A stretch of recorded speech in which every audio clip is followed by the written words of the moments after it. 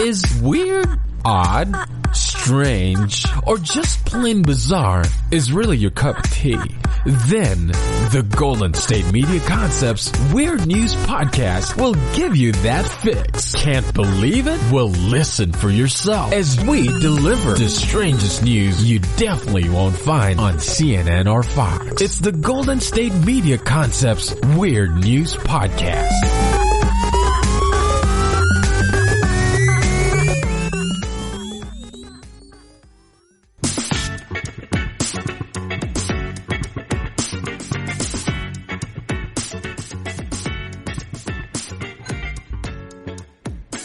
Hello and welcome to the GSMC Weird News Podcast, brought to you by the GSMC Podcast Network. I am your host, Sarah, and Thursday is Halloween, as I'm sure you know. Now, I really like Halloween. I have a friend who is in charge of a Halloween parade / community event at her place of work, and she didn't like Halloween to begin with, and then she got put in charge of this event, and she sent me a text the other day and said that they were 300 pounds short of the 1,200 pounds of candy they needed. Holy buckets, that's a lot of candy. And this is in Montana, so it's not even that big of a town, but 1,200 pounds of candy. Maybe that's not as much as I think it is, but isn't that like a ton of candy? Literally, not just, that's not just hyperbole. Anyway, so Halloween is coming, and I like Halloween. I like more cute, silly, quirky Halloween than gross, gory, icky Halloween, but to each their own. Being as it's Halloween week, we are going to start with some weird news, some Halloween-y type weird news stories, and then depending on time, we'll see about some just, regular weird news stories. One of my, actually favorite weird news stories, it's a little weird, is one that showed up on my social media recently. It's a story from the site Bored Panda, and it is about a daddy-daughter photo shoot, which seems sweet enough. And it is sweet in kind of a weird, slightly creepy sort of way. And this is a daddy-daughter zombie photo shoot. The daughter in question is 11-month-old Oakley, and she is just the most adorable little zombie that you have ever seen. So her mother, Tiffany Renfro, is a photographer, and she tells the story that she recently went on a trip with baby Oakley, who is the youngest of 3 children. They have a 5-year-old and a 10-year-old. They went to Oregon to visit some family who hadn't seen the new baby yet, and one of her friends did a mommy-daughter photo shoot for them. And when they got home, Dad was being silly and whiny about how he didn't get a daddy-daughter photo shoot, and that's just not right. So Mom, who also had been tagged in a bunch of sort of horror-themed photo shoot ideas on social media, decided that she could do something like that.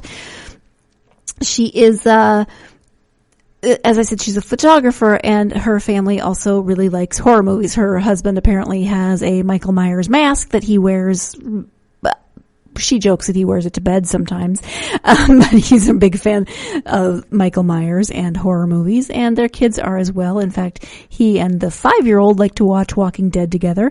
She says at first she was worried about her kids being scared, but they're really more intrigued by it all. They don't get scared by horror movies. They actually sit there and pick out sort of arty elements in horror movies, and, the kind of crazy, over-the-top, ridiculous props that some classic horror movies utilize, and they just really have a good time with it. So she thought, okay, in honor of Daddy and the 5-year-old's watching of The Walking Dead, they would do a zombie-themed photo shoot. And the first picture I saw was this little 11-month-old, and she's dressed up in kind of an old-fashioned little dress, and she has a great makeup and what looks like contacts. Tiffany is very clear that they are not contacts. That was photoshopped. My first thought was they did not put contacts in that baby's eyes. Followed immediately by, I'm sure they did not. It has to be photoshopped. So, Tiffany Renfro wrote, I must have gotten tagged in the baby bloodbath pic like too many times to count. I wanted to do something, but wanted something original.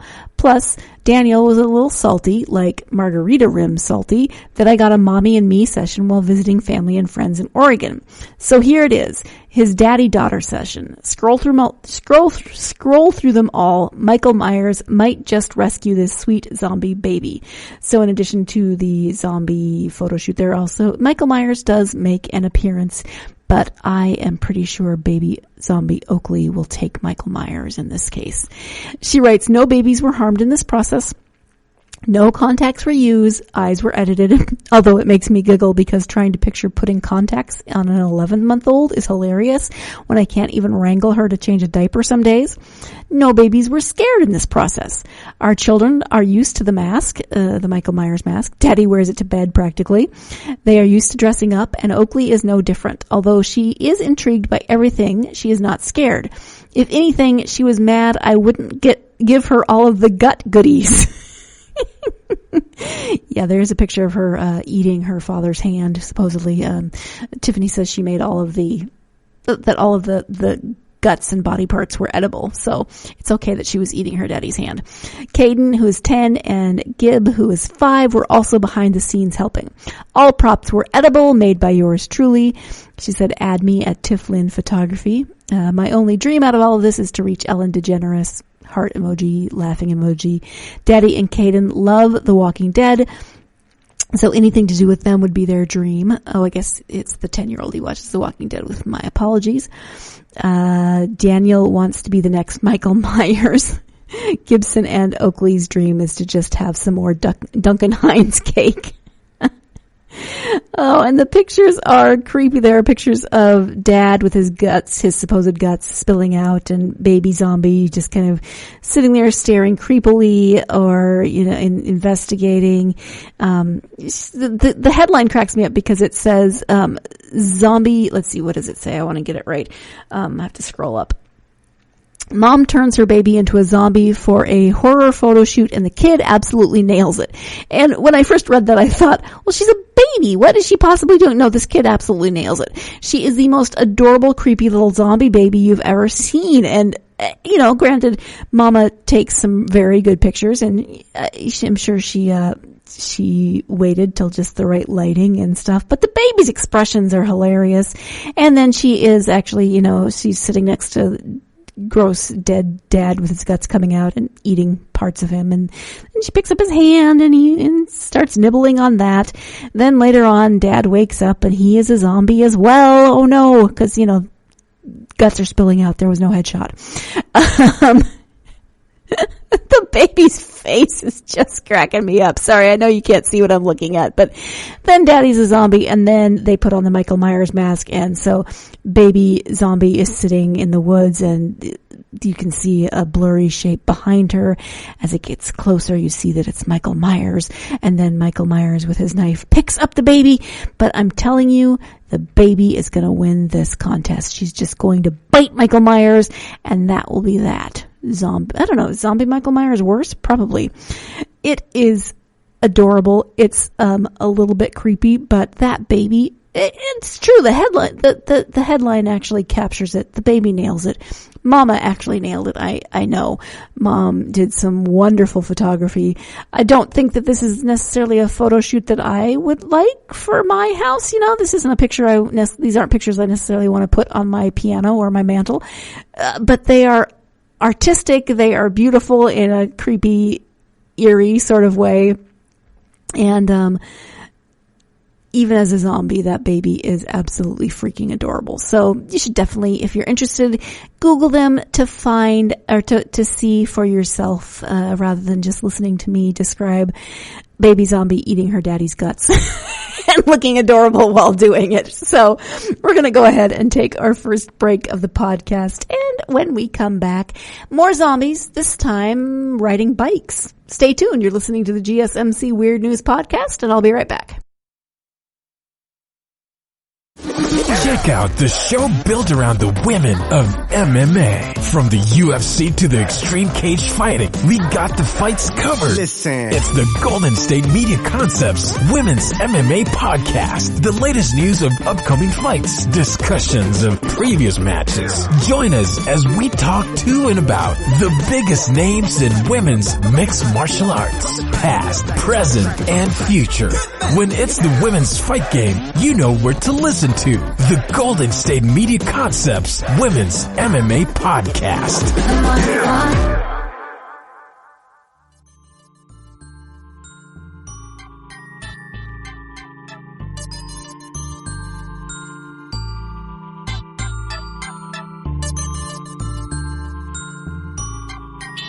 Welcome back to the GSMC Weird News Podcast. Before the break, I was gushing about adorable baby zombie Oakley and that photo shoot, and now we have another story involving zombies, and this is another Florida story. My goodness, why are so many weird news stories in Florida? I really don't know, but hey, it works for this podcast. So this is from October 22nd, when about 11,000 people donned costumes and got on their bicycles for the zombie bike ride. This was in Key West, Florida, and organized by the annual Fantasy Fest event in Key West. So this was a Sunday evening event along the Atlantic shoreline and streets of Key West. It featured somewhere around 11,000 people in zombie costumes and makeup pedaling together to the annual Zombie Fest street party on Duval Street. 11,000 zombies on bikes. I mean, that is amazing. And if you look at the video and the pictures, there are various levels of zombitude going on here. Some of them don't look so much like zombies. They just look like they put on whatever they had or the weirdest things that they had. But hey, it's people in costume. The zombies were joined by a smattering of skeletons, evil clowns, and other spooky Halloween-themed ghouls, along with some just plain weird-looking things. That's my commentary. That wasn't in the article. The 10-day Fantasy Fest, which runs through Sunday, also includes a pet masquerade, the exotic headdress ball, themed costume contests, and an evening parade. 11,000 people on bikes, I think, is pretty darn amazing anyway, but 11,000 people in costume on bikes, whether they are zombies or not, is, that's an achievement right there. That is a lot of zombies. And now I kind of want Walking Dead to do a zombies on bike scene, although zombies really shouldn't be able to ride bikes. Actually, zombies shouldn't be able to do some of the things they sometimes do on The Walking Dead, but that's just me. I don't know. It's not like I'm a zombie expert. I've never met a zombie. I think zombie babies are adorable, apparently, but I do not know about zombies riding bikes. So don't quote me. Let's move from zombies to ghosts, sort of. And this is a story from Ireland, where a man spoke from beyond the grave. Or did he? Mourners who attended the funeral of a man in Ireland were left in shock when they heard his voice from beyond the grave. Let me out, it's effing dark in here, cried Shay Bradley from his coffin as it was being lowered into the ground in Kilmanagh, Kilkenny on the 12th of October. No, that's just awful. That is not a good practical joke. That would scare the snot out of a lot of people. In the pre-recorded message, the voice continued, "Where the F am I? Is that a priest I can hear? This is Shay. I'm in the box." He then sang, "Hello again. Hello, hello. I just called to say goodbye." Ensuring that he got the last laugh at his own send-off, the 62-year-old Irish Defence Force veteran had his family and friends in fits of giggles rather than tears. That is some planning ahead. Mr. Bradley's daughter, Andrea Bradley, said he'd been sick for 3 years before he died on October 8th and had planned his prank over the last year.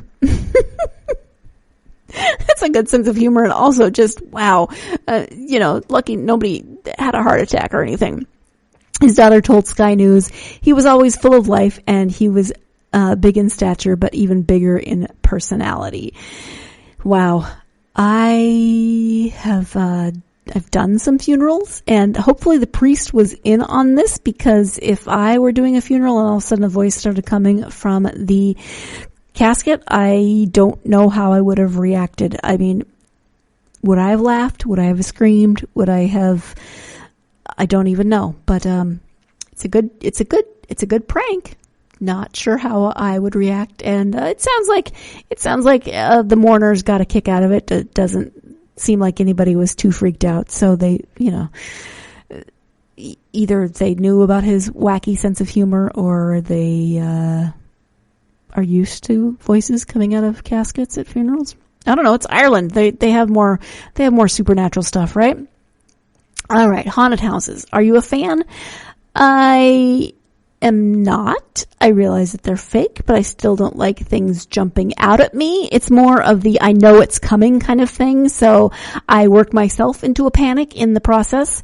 But there is a haunted house in existence that apparently is so scary that it requires a 40-page waiver and a physical exam. No, thank you.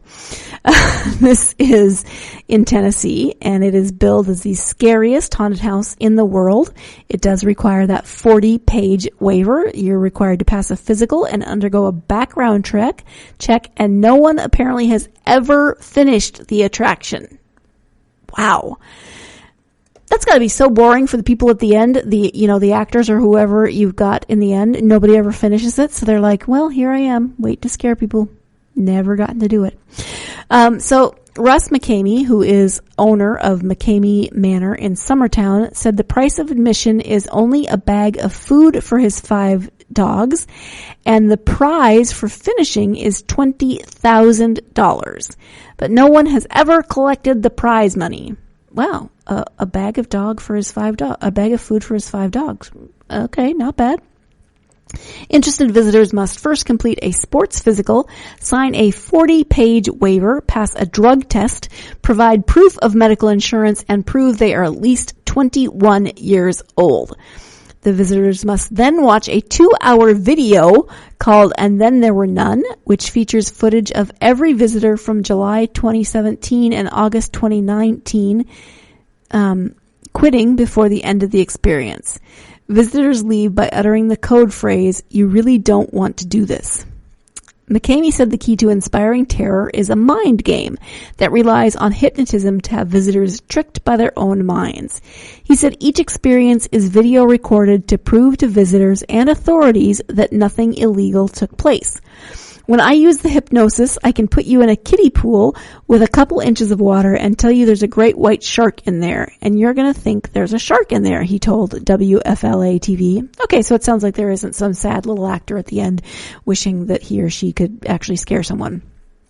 And so when you have that kind of power over people and have them do and see things that you want them to see, then they can leave here thinking it really happened, and they'll go to the authorities and say, oh, whatever, and I have to come back and show the footage and say it didn't go that way at all. Wow. Wow. I don't want to go be hypnotized into believing there's a great white shark in my kiddie pool. So if you want to know more about this, there are a bunch of videos on YouTube, people talking about it, people talking about the other videos on YouTube. I mean, there's a bunch of videos. I didn't watch all of them, but the 2-hour videos that I mentioned at the beginning that they're supposed to watch, you can find on YouTube. There's some videos of people saying that it's being exposed, that it's just people, this just actually tortures the guests. There are a lot of different viewpoints on this. So, it's just the description of one says this is the stuff he won't show you on YouTube. There's no money, no manner, no actors. All it is some old guy who makes you play around with a bunch of trash in his yard after telling you have to stay up the whole night. Let's see. The night before, he makes you do impossible tasks like find your way around his yard. Okay, so that's the description of this video. I have no proof of that, but there are a bunch, if you want to go poking around about this story, you certainly can. I I don't know. I don't know the truth about it. I'm not going to go, but, well, apparently people are still going to go check it out. Some people really like this kind of stuff, and other people want to go try and figure out what is going on. I do not know what's going on. I do not know. It's, it's not a haunted house as the first article made it sound. It's more of it sounds like an experience, if you want to call it that, but do some research, look it up yourself, see what you think. I don't care if it's real or not. I'm not going. We're going to take our second break of the podcast, and when we come back, we'll be wrapping up this episode. So stay tuned. You're listening to the GSMC Weird News Podcast, and I'll be right back. This is your ultimate stop for everything sports. The Golden State Media Concepts Sports Podcast. Should I say more? From the NFL, MLB, the NBA to MMA, it's all in here. The Golden State Media Concepts Sports Podcast. Listen now.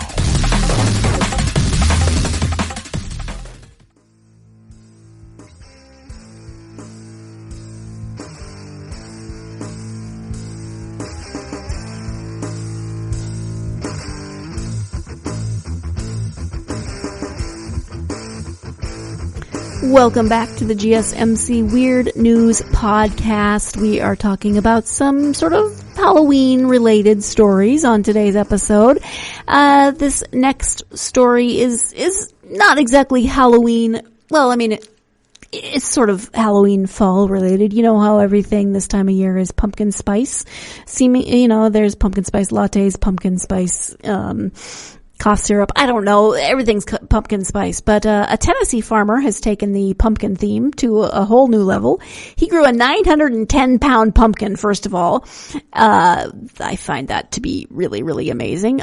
I know Hagrid grew really big pumpkins, but he used an engorgement smell. I don't think this guy is Hagrid and has a broken wand hidden in a pink umbrella. But this guy grew a 910-pound pumpkin and then celebrated that achievement by turning it into a kayak. Would it be a kayak? Would it be, I don't know, what would be the technical watercraft term for a giant pumpkin? So Kristen Ownby posted video to Facebook showing her husband, Justin Ownby, taking the hollowed out pumpkin for a float on their Cleveland property. He has tried for 4 years to grow giant pumpkins, she told WTVC TV. This year is his biggest at 910 pounds. We do this on our farm in Cleveland. We occasionally grow lots of pumpkins, but this year he put all of his work into one. Well, he babied his little pumpkin. Not little. 910 pounds. Holy buckets. She said the pumpkin was grown from a seed that came from the largest pumpkin on record in Tennessee, weighing in at more than 1,700 pounds. So it's the baby of a giant pumpkin, but it was not, it didn't grow to be as big as its parent pumpkin. At any rate, there is video of Justin paddling around in his giant pumpkin gourd. I mean, I would like to know why he decided to turn it into a floating. I don't know. Is there not a fair he could enter it in? Doesn't say. Maybe there's more to this story that we're just not hearing about. But he is very happily paddling around in his pumpkin. It's pumpkin paddling. Paddling a pumpkin? I don't know. I do like alliteration. But congrats, Justin. That is a very large pumpkin. I am impressed. I find the pumpkin boat hilarious. I don't claim to understand it though. So, wow, now he's spinning in circles. He is very much enjoying this giant pumpkin paddle that he is on. At any rate, that I think is a good note to wrap up the Halloween type, stories that we have for this episode. We're not quite done yet, so let's talk about a story that Heidi and possibly Ariane, I'm not sure if she was on that episode last year, talked about. That is the the bear contest, the fat bear contest that goes on, where you can go and watch the live webcams and vote on your favorite fat bear.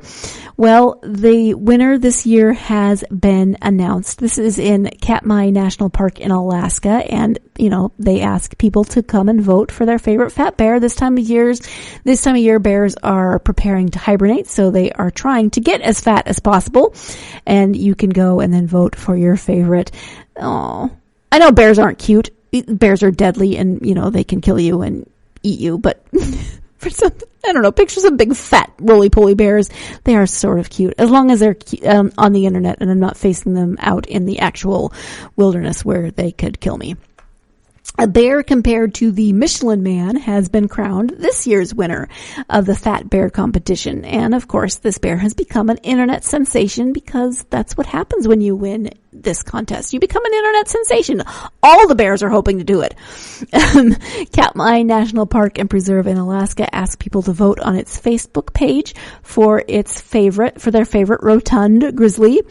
The contest featured 12 brown bears who had grown in size after gorging on salmon as they prepare to hibernate during the winter months.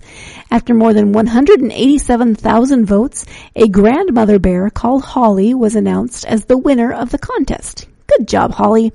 All hail Holly, whose healthy heft will help her hibernate until the spring, the park said in a Facebook post. Thank you for the alliteration, Katmai National Park. I love that.